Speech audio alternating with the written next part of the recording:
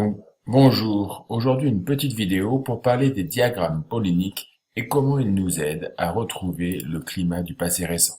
Alors, on sait qu'aujourd'hui, les climats délimitent des biomes, c'est-à-dire des écosystèmes qui dépendent en fait des conditions climatiques comme la pluviométrie, la température, la luminosité, etc.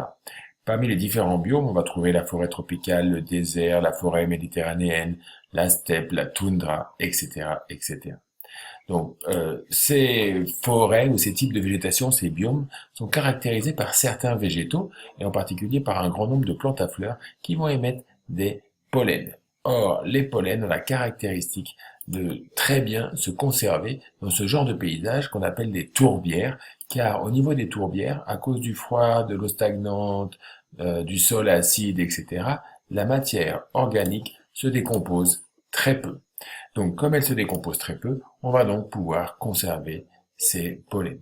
Alors, la forêt tempérée, par exemple, est caractérisée par la présence d'érables, de chênes, de frênes, de hêtres, de tilleuls et de noisetiers. Donc, lorsqu'on retrouve des pollens comme ceci dans une tourbière, ça veut dire que l'on était dans un climat plutôt tempéré.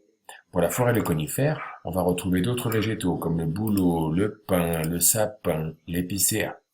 Et pour la toundra, d'un climat encore plus froid, on va trouver des grains de pollen comme le pissenlit, les graminées, les poacées, le carex par exemple. Donc comment maintenant utiliser toutes ces données? Eh bien, si je regarde un diagramme pollinique, c'est-à-dire l'analyse des pollens retrouvés dans des tourbières à différentes profondeurs, qui nous permettent en fait de les transformer ça en dizaines de milliers d'années. Donc, je peux voir qu'il y a une première séparation ici, vers 70 cm de profondeur, c'est-à-dire vers 9-10 000 ans. Je vois que des végétaux comme le bouleau, les pins et les graminées étaient très présents. Or, ces végétaux sont caractéristiques d'un climat froid.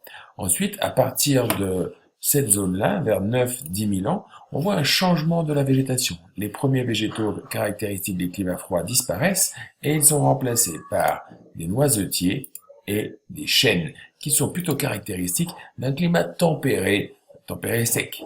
Puis, il y a encore une autre évolution, vers 5000 ans, on s'aperçoit que les noisetiers et les chênes diminuent et on voit l'apparition d'aulnes, de hêtres et qui sont eux caractéristiques d'un climat tempéré humide. On peut donc voir comment le diagramme polynique nous permet de reconstruire l'histoire climatique d'une région. En vous remerciant de votre attention.